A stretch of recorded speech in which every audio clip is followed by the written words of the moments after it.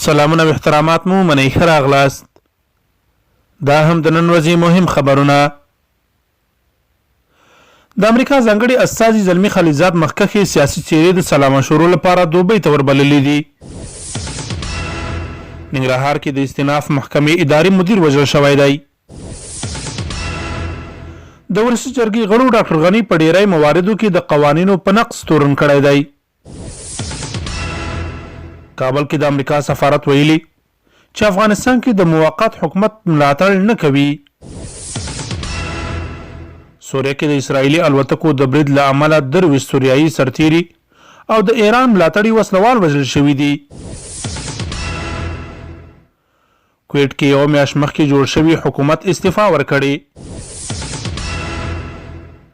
د ایران ولسمشر حسن روحاني وایي د ټرمپ راپرځول له ایران څخه د شاه تېښتې ته ورته دي. عمران خان یو ځل بیا ټینګار کړی چې د افغان سولې په برخه کې به یې هڅې ډېرې شي. ملګرو ملتونو د امریکا له نوي حکومت د ګوانتانامو زندان د تړلو غوښتنه کړې. اروپایي ټولنې له اسرائیلو غوښتي چې په غزه کې د ښارګوټي جوړولو چارې بندې کړي. د خبرونو پای.